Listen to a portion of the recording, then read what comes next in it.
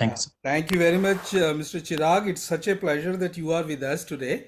And we would be essentially covering the topic of waste management activities and relevance in India. In fact, Skill Council for Green Jobs has been very much in the waste management sector and waste water management sector. So it would be absolutely a new idea to understand what watershed management means and what are the activities associated with that. In fact, as Sector Skill Council, we will be extremely interested in knowing how do we sort of take up skilling and capacity building in the watershed management sector. So I would request Mr. PB Singh to introduce the speaker for the benefit of our audience. Thank you, sir. Thank you very much for welcoming speakers and other participants. Thank you once again, sir. Good afternoon, everyone. I'll welcome you all to the 73rd series of webinar. Skill Council for Green Job is organizing a series of webinars to celebrate Azadi ka Amrit Mahotsav as a part of India's celebration of 75 years of independence. In this series, SCGJ is inviting eminent and learned speakers in different sectors on sustainable development, renewable energy, and waste management, so as to deepen the understanding of recent development in these sectors. The first in this series was launched on 24th September 2021. Today we have Mr. Chirag Minocha, a very experienced, learned, distinguished speaker who will be sharing his expertise and experience on watershed management activities and relevance in India. I would like to share his brief profile with all of you. Mr. Chirag Minocha, former commercial sales manager, worked with Bharat Petroleum Corporation Limited from June 2008 to June 2020 in various locations and roles in LPG business unit. Mr. Chirag Minocha, former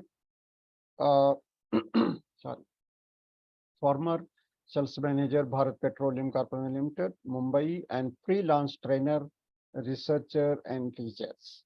Mr. Minocha completed MBA May 2008 from School of Petroleum Management, Pandit Deen Dayal Petroleum University, Gandhinagar, and MCOM from Gujarat University. Mr. Minocha presently working as a freelancer on different assignments like trainer at Skill Development Institute, Ahemedabad, certified master trainer for hydrocarbon sector Skill Council, working with multinational NGOs as a researcher, conducted communicate English workshops at Government Polytechnic, Ahemedabad, working as a coach with Lona Design Academy, Ahemedabad for quantitative aptitude and English for their preparatory session or of entrance exam for students. Now I'm requesting Mr. Chirag Minocha to start the presentation. Over to you, Mr. Minocha.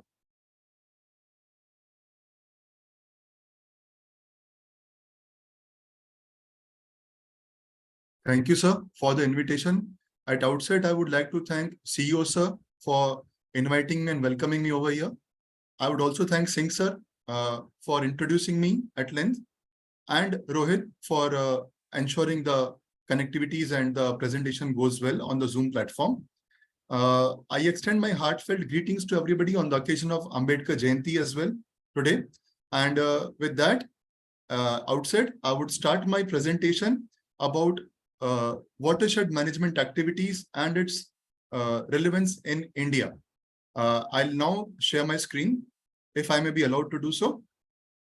Yes, yes. Yes, sir. You already allowed, sir. Thank you, sir. Thank you.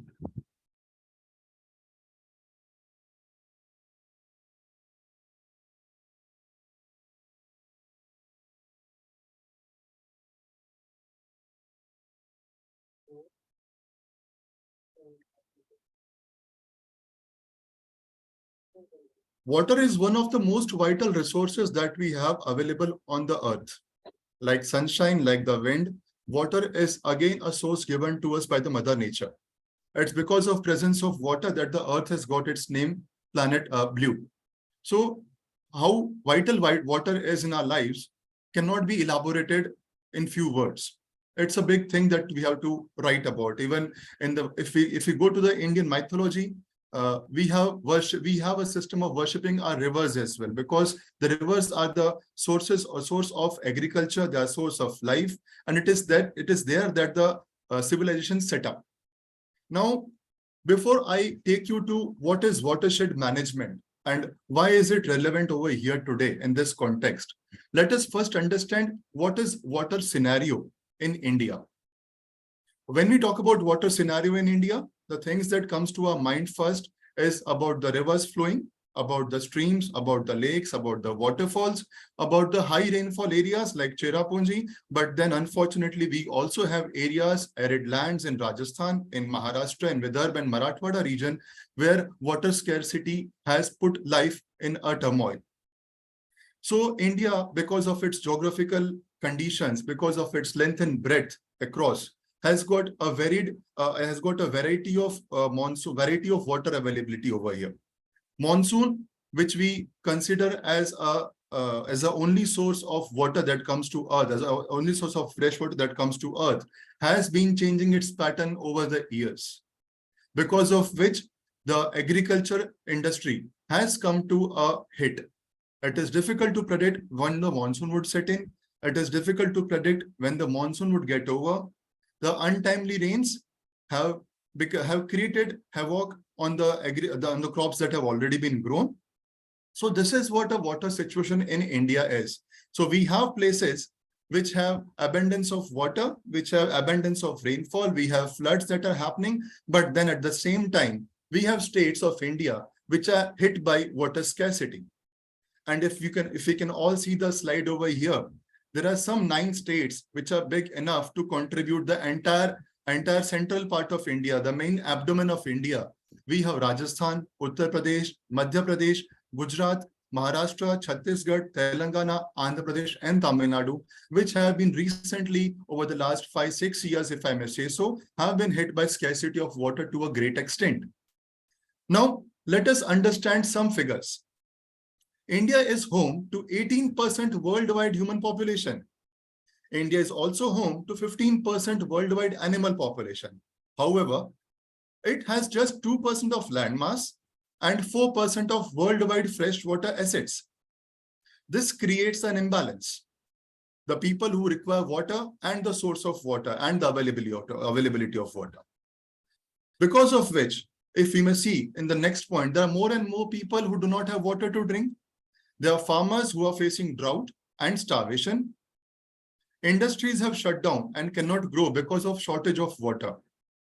Because agriculture cannot be done in the villages because of paucity of water, the villages are now moving out of the villages. We are witnessing mass exodus from villages to cities for employment. Some startling figures which I have produced in front of you is about fresh water accessibility in India all over the years.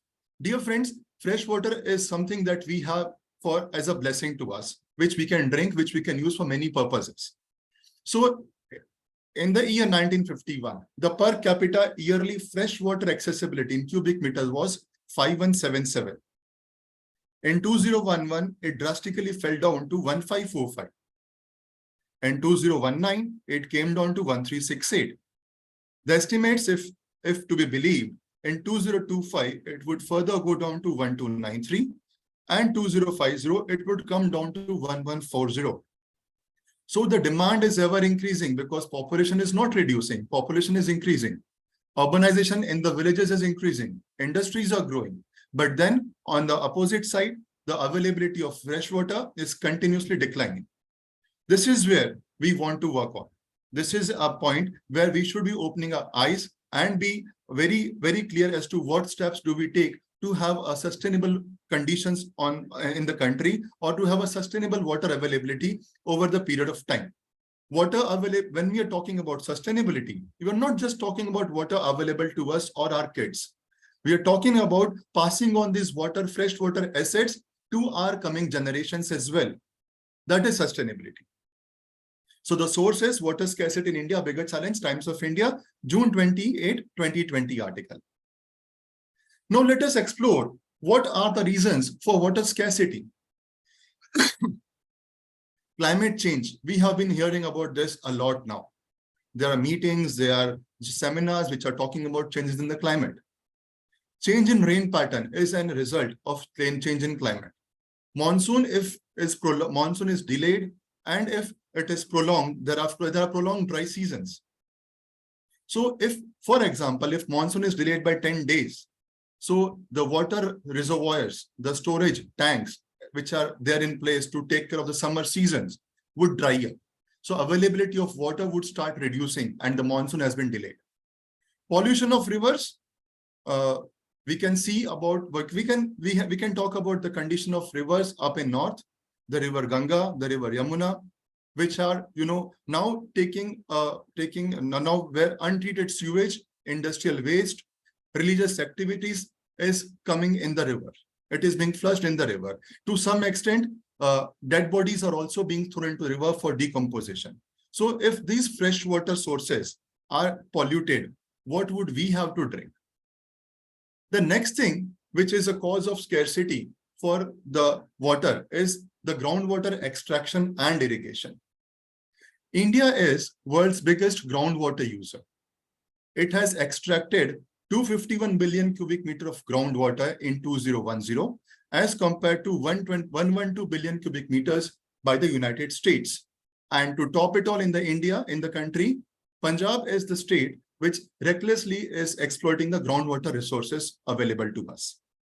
According to Central Government Water Board, continued exploitation of groundwater from 2007 to 2017 has reduced the groundwater levels by 61%.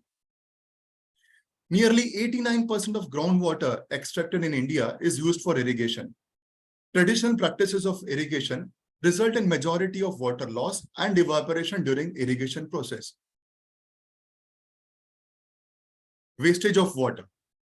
India catches only 8% of its rainfall due to poor water harvesting facilities available. Watershed structures have been available in India from times immemorial. From the times of civilizations, we have had watershed structures. But then as of now, their condition is too poor. They have remained unused or defunct. Rising population and urbanization have eaten away many water structures that used to capture water. Yet another point which causes the scarcity of water is recycling of water, which is not happening to an extent that it should happen in the country like India, where population is increasing at every point in time. And so treatment of wastewater for reuse is one aspect that needs to be looked into.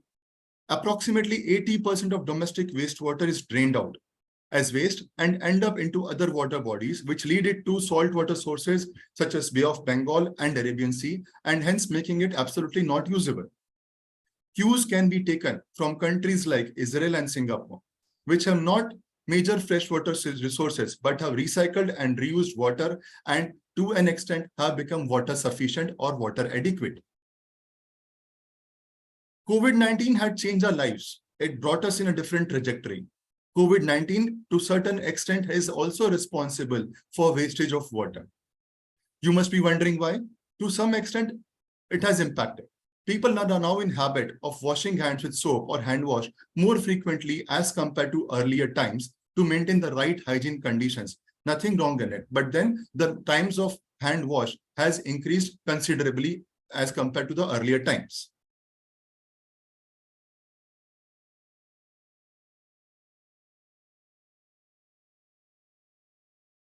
Now let us see how water scarcity impacts our lives.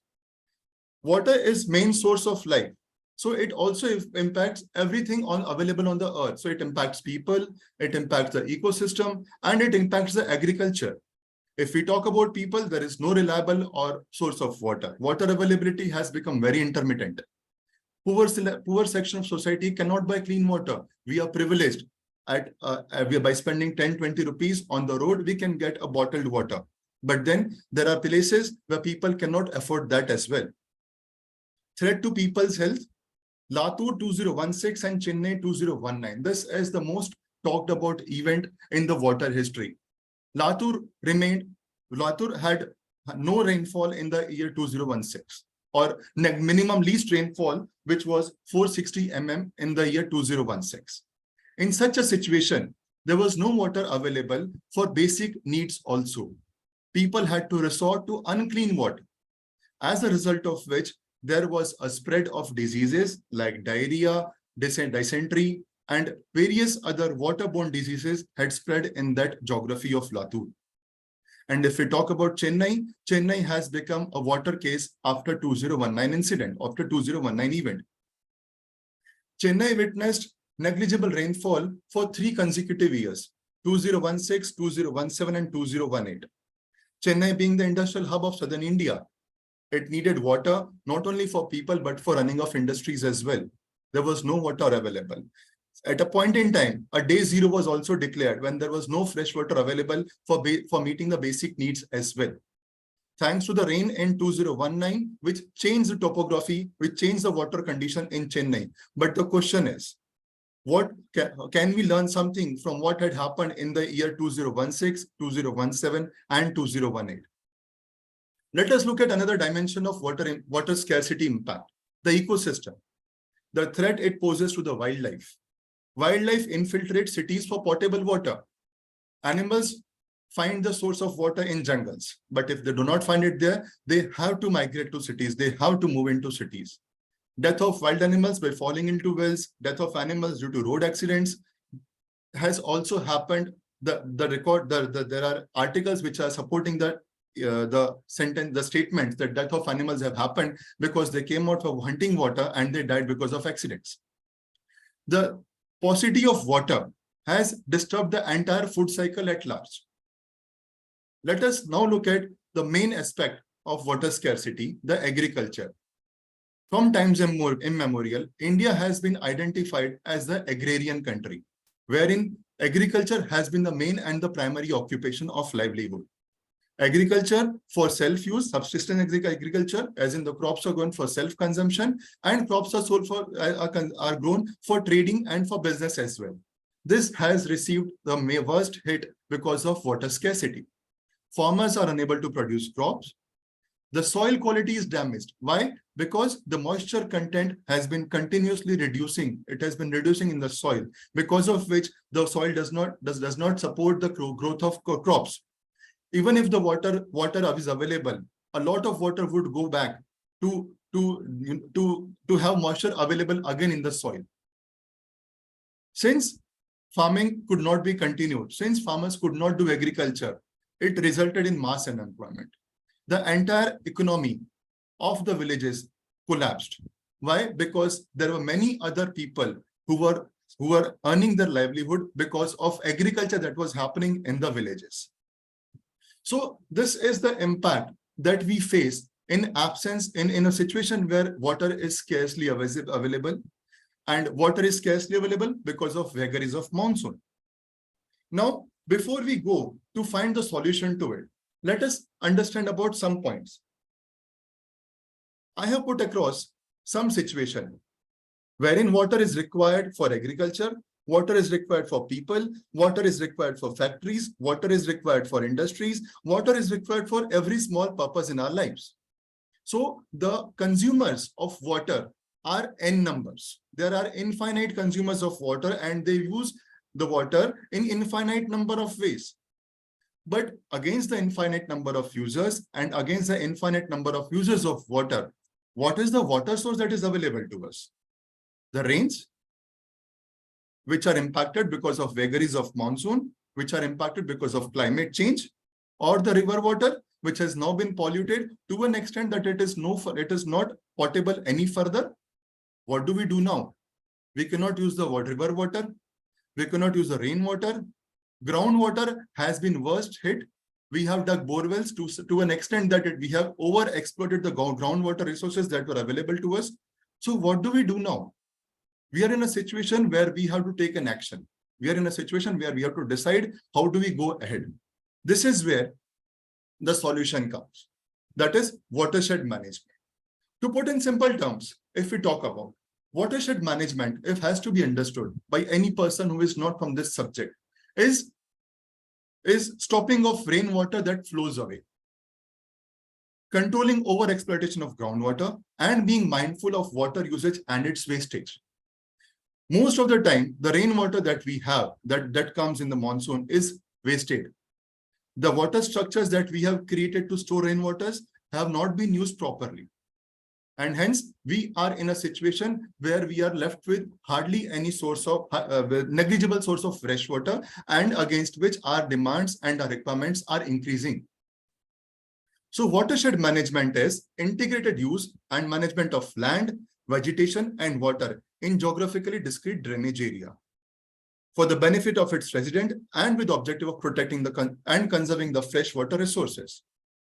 It is reducing or avoiding negative downstream groundwater impacts and restoring socio-economic ecological balance. Water runs this entire socio-economic and ecological balance. Social balance, so a point of view of water is, imagine a village where water is scarcely available. What would now happen? The women folk of the village would walk for 5 kilometers, for 10 kilometers every morning to fetch water for the house. In that situation, the girls would not be able to continue their education. In that situation, no matter how studied, how well-read a woman is, would not be able to take up any other occupation. Why? Because the entire day is spent in arranging water for the household. Economic condition, if it hits the entire agrarian economy, we can understand how badly it would hit our economy. Ecological balance, the entire water cycle or the food cycle gets impacted because of scarcity of water, which is what watershed management is trying to restore now. Water, if has to be understood, is a common community commodity. It is not a property of any one person. It is not a property of an institution. It is not a property of any particular state. It is a common community commodity. So, in order to have an appropriate watershed management, we have to have a holistic approach to solve the water scarcity problem. And to have this holistic approach, we have to have stakeholders involved in the watershed management process, which would be government, the citizens, and various other organizations like, right? So how would government be a part? How would government partake in watershed management? Watershed management is a top-down approach. The policies, the resources are made available in the water scarce area or the affected area by the government. The citizens, on the other hand, have a bottom-up approach. They execute the policy. They participate as a community for watershed structures. And they are the real users, and hence their participation in watershed management is absolutely vital.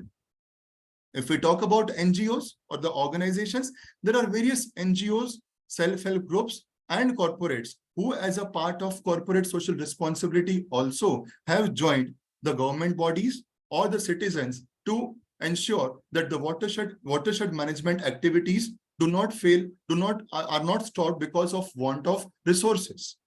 They may act as a bridge between the government and citizens and create awareness and become the contributors as well.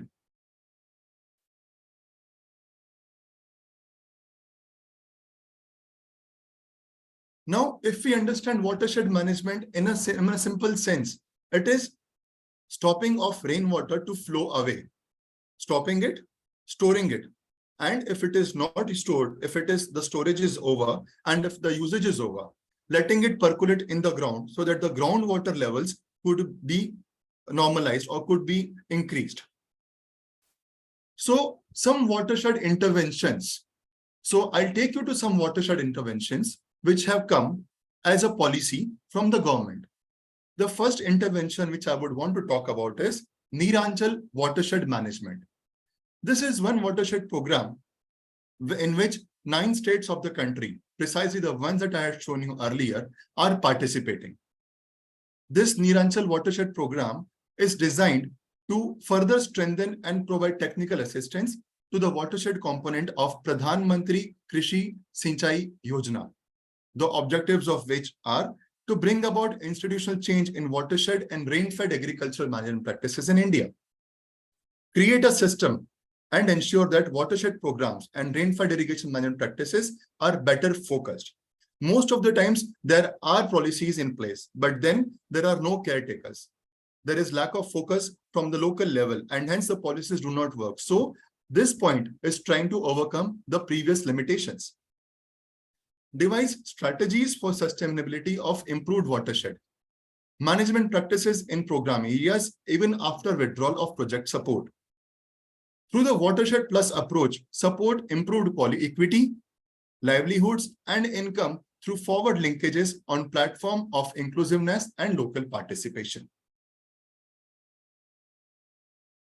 Yet another policy which was framed by Government of India and was put in place was Integrated Watershed Management Program.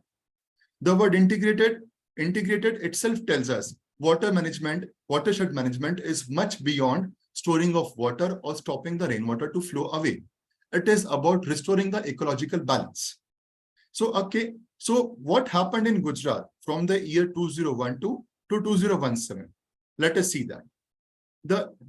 This program was implemented with the aim to restore ecological balance, to initiate demand-driven and need-based watershed planning with active participation of community, preventing soil runoff and regeneration of natural vegetation, recharge groundwater table, enable multi-cropping and introducing diverse agro-based activities,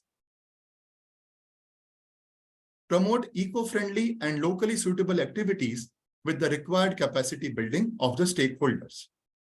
With this aim, this program was implemented in the state of Gujarat.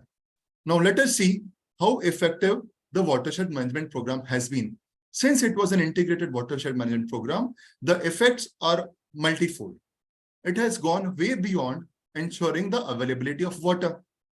So if we see the first point of the problem, the drinking water scarcity, the measures were community roof rainwater harvesting, repairing of hand pumps with recharge structures and water purifier, as a result of which availability of drinking water, better health and hygiene was ensured in the state.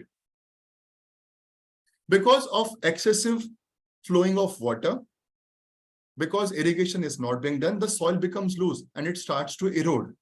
So the measures that were done to stop the soil erosion were nala plug, gully plug, loose bolt structure, protection walls, farm bunding, land leveling, and afforestation, which was effective by arresting soil erosion and improved fertility of soil. Water scarcity of agriculture, which was also a problem, which the integrated watershed management program dealt with by renovating village pond, farm ponds, terrace ponds, and check dams. As a result of which, the area under the agriculture increased. Subsequently, if we see the fourth point as well, it also resulted in the agriculture productivity. Because people were now able to do agriculture, the basic need of water was met. Now the water was supporting more employment. How? By floriculture. It was giving more business. It was giving more chance, more opportunities for people to get into this industry as well. Floriculture, floor-cum rice mills, poultry, vermicomposting, Mahuda oil extraction unit, and hence ensure a sustainable livelihood. Agriculture is in abundance, and hence the animals also find enough fodder to eat. The health of animal would increase. The cattle would be in a better shape. They would be healthy. So the low dairy productivity problem was restored. It was done away with. Cattle feed was available. Fodder plots were created. Milk collection units were available. In fact, in Gujarat, in every district, in every taluka, in every village, we have a cooperative milk collection centers now. and as a result of which improved cattle health and dairy production was ensured. Let us go to another state of Sangola. Here, we'll find yet another different dimension of integrated watershed management. That dimension is desilting. Let us go into the details of this. In a small town of Sangola in Solapur district, which faced an acute water shortage due to insufficient rainfall, this program was implemented. The objectives of which were to analyze water resources available, to analyze socio-economic condition of people, to compute a water demand, analyze supply, results and interpretation, guideline for watershed management development. The main problems were average rainfall was very less, silting of existing water resources like lake, ponds and wells, rains as such inadequate and there was no measure to stop rainwater. Structures like rainwater harvesting, plantation of trees, gully plugs, farm pond, contour bunds, contour trenches, check dams were either not present or were insufficient. So with this problem statement, this integrated watershed management program was implemented. Desilting, the major issue because of which water scarcity arose in Sangola village of Solapur was silting. Silting is deposition of sediments in water collection bodies, in the lakes, in the wells, in the ponds. The silts get deposited towards the bottom of the pond or a water structure, because of which continuous deposition of silt, because of which what happens is the water storage gets reduced. So in case of Sangola, the silt deposition was to an extent of 8 to 10 feet. So to that extent, the water deposition was reduced. So it is very mandatory to remove the silt, and removal of silt was done, which will not only increase the storage capacity, but also increase the groundwater levels as water percolation was now facilitated. Silt is clayey material, which has high mineral content. This silt, when removed from water bodies, was mixed with soil before irrigation. As a result of which, the soil was now more fertile, it had the required nutrients, and it resulted in improved yield and quality. Rainwater harvesting and plantation. Depending on the topography of Sangola, appropriate water harvesting measures were implemented. And trees and saplings were planted in a very methodical and planned manner. The outcomes are not surprising. Availability of water improved. Generation of employment opportunities happened. Improved production through agriculture also happened in this small town of Solapur. We have seen some policy measures as intervention by government. Now let us go to an NGO which implemented implemented its intervention and changed the scenario of the state of Maharashtra. I am talking about Pani Foundation, which is a not-for-profit organization and was established by Amir Khan and his wife Kiran Rao. The aim of Pani Foundation was to work towards creating a drought-free Maharashtra. If we see the state of Maharashtra, it has 4 zones. The first is the coastal zone, which receives the abundance of rainfall. The third and the fourth zone, the Marathwada and the Vidarbha zone, fall in the rain shadow area and hence see an acute shortage of water, and it is prolonged. There are continuous spill of drought in the Marathwada and the Vidarbha area. The leaders in this organization saw watershed management's multi-pronged approach as a solution to deal with the regular spells of drought in the state. So the foundation wanted to bring all the people of drought-hit places to come together and to contribute through Shramdan in building watershed structure. I would like to elaborate what Shramdan is. In these villages, there were no structures of water storage, right? And even if there were structures, they were in a very dilapidated condition. They were not functional. So the Shramdan would typically begin before the monsoon, somewhere in the April, and last for 45 days, wherein, depending upon the topography and the geography of the place, it would be decided what kind of a water structure has to be created. It has to be contour, or it has to be a bunding thing, or it has to be a simple storage tank that has to be created so that water, when the rainfall happens, the water does not flow away. So this entire thing of Shramdan, of creating watershed structures, was done by villagers, which is an exemplary situation when it comes to participative watershed management activity. So Pani Foundation was very instrumental, and it was successful in bringing people of all walks of life together and do this Shramdan. The foundation worked on three major forefronts. The first was motivation. It convinced the people, which was very difficult. Why? Because they were in a very dejected situation, lack of rainfalls. They were not able to do agriculture.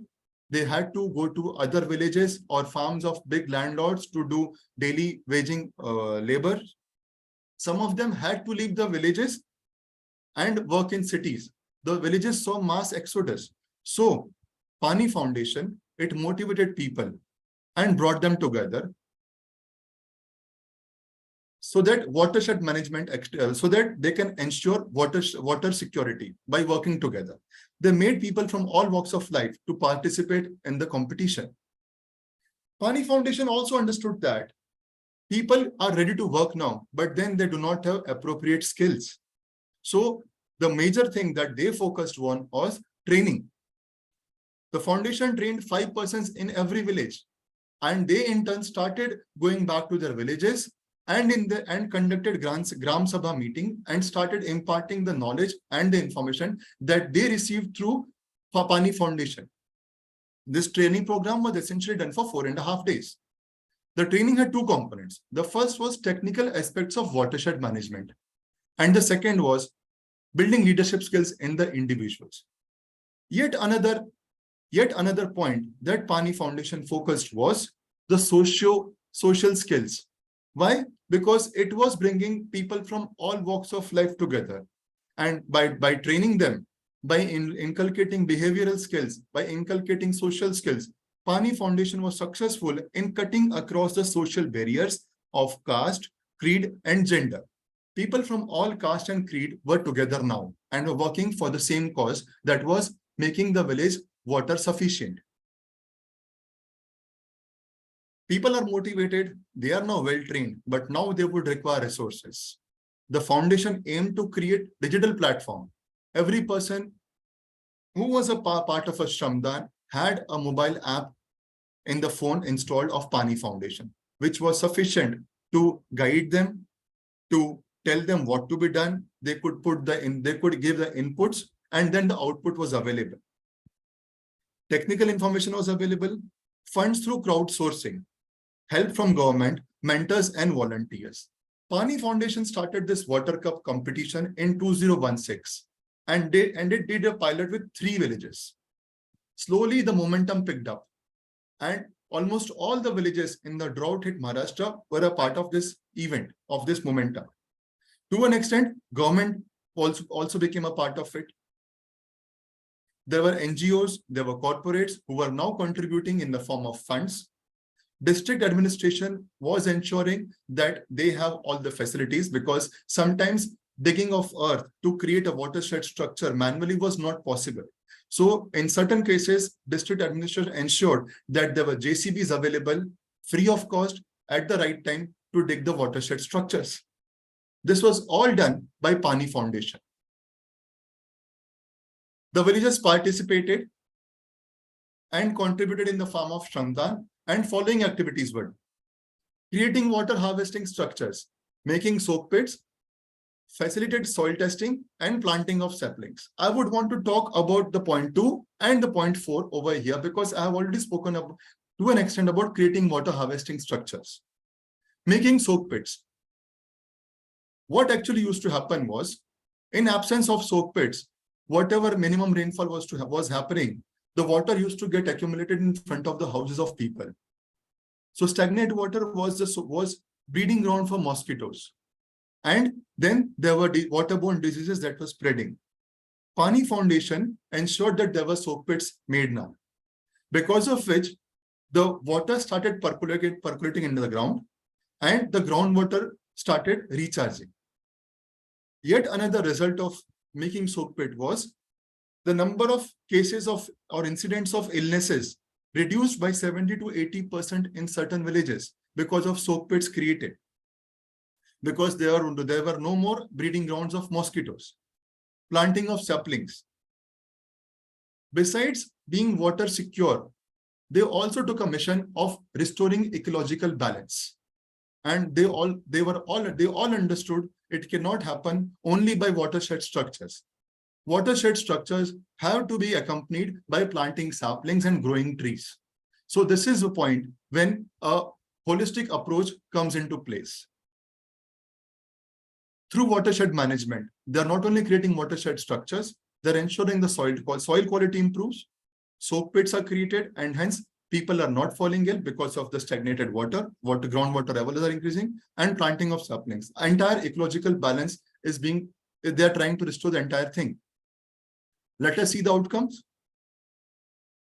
The foundation focused majorly on training, and they did not call the people as beneficiaries. They wanted to call people as empowered people.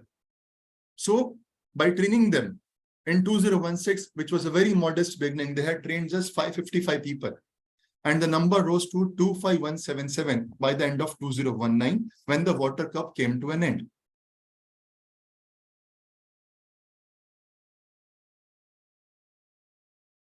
If I talk about water capacity creation as an impact assessment tool, the water capacity creation in the state of Maharashtra in these villages which were hit by drought in unit of crore liters. In 2016, it was 1368, which rose to 23213 in the year 2019, as per the source of Pani Foundation annual reports from 2016 to 2019. Friends, this brings me to a conclusion, to an end of this watershed management activities details which I wanted to share with you. I have made an attempt to bring about the policies that are in place. I have made an attempt to bring about various activities that are being done by NGOs, self-help groups, and the corporates by contributing to these activities. And hence, there is a clear relevance of that we go about this watershed management activities in big way, so that we can come out of this water scarce situation. Till now, these activities are happening in small pockets in some states. What needs to be done is scaling up of these activities, replicating these activities, and duplicating these activities across the country. Can we think about, before I end, I would want to put some questions to the audience to ponder upon. I have been a part of a corporate for 14 years. We always had a health, safety, and environment policy. Water management was a small part of this. It's time now that we create a water management policy individually, independently, separately, so that we can do water monitoring. We can do water auditing. We can check the wastage of water. Watershed management activities is not just limited to the rural areas. It is very much a requirement in the urban cities as well, urban areas also. I would want to quote a small example. We all use water from RO. Do we even imagine the quantity of water that goes into the drain when we are collecting RO water, which we drink, the amount of water that is being wasted? It is time to think on those lines now, so that a proper watershed management activity can happen in the entire country. That was all from my side. Thank you for the patient listening. Thank you very much. Thank you, Mr. Chirag. So nice. It was really an eye-opening kind of a presentation to at least those who are not from this sector. I thank you so much. I have a few questions about it. As far as Sector Skill Council is concerned, we are into water management. We are into so far we have worked a bit in the wastewater management sector. So it looks we need to strengthen our efforts and activities. We have two qualifications of rainwater harvesting, typically for houses in urban areas. One rainwater harvesting technician and rainwater harvesting entrepreneur. So how do we start penetrating in rural areas as far as as far as uh, uh, watershed management is concerned? What kind of a training modules be developed so that this can be scaled up at a larger scale? uh, what kind of a role, what kind of a job roles you envisage? I don't know how much you are aware of the activities of sector skill councils or the vocational education uh, scenario in the country. But we prepare specific curriculum and qualifications which are not by and large taken up by ITIs, colleges, and even private institutions. So what probably we need a help from your side would be how do we prepare some qualifications or structure for a structured training delivery in the watershed management area? Do you think this is something which should be taken up immediately by the Sector Skill Council? Sir, I feel it's very pertinent right now. Because once people are aware what to do, they would start working on it. Yes. So creating an awareness, communicating it to them the right way, as in this is what is required. Sir, watershed management activity is different for every location. So they have to be told about what particular things can be done in their location. Every village is different. So if we have a hilly terrain, contours are required. Why? Because water would flow away, water would not stop. So every topography, every physical structure would have a different requirement of watershed management. I was going through a case wherein a pipeline was built from mountain, and they had connected two small hills with the pipeline to bring water to their village. So such things have to be told to people, which the training can impart to them. So requirement of training is very pertinent right now. And the training does not have to be a very elaborate one. People learn when they're at work. So maybe a 4-5 days basic understanding about what is watershed management activities can be a starting point right now. Sir. Right. So a very short 4 or 5 day training module can be. In Yes. fact, I would take liberty in saying that we would request you to help us in developing such 4 or 5 days training module, or at least the outline of training. What are the various components which should be taught in general to the people?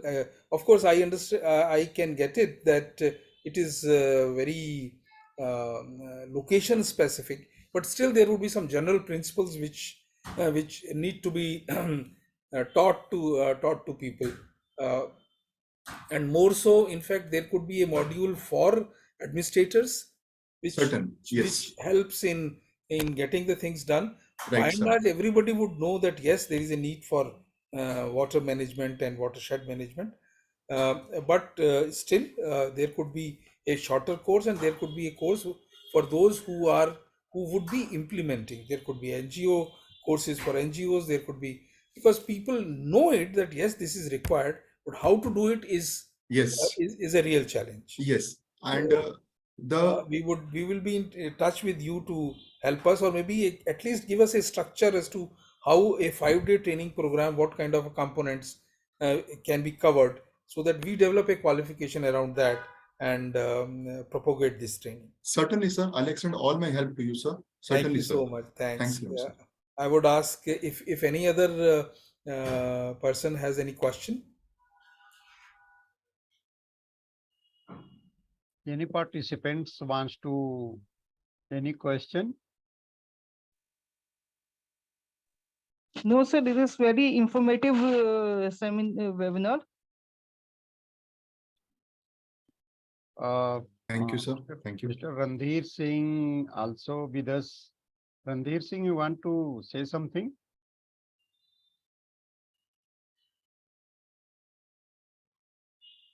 No, no questions from the audience. Dr. Narendra Kumar is there. I can see him.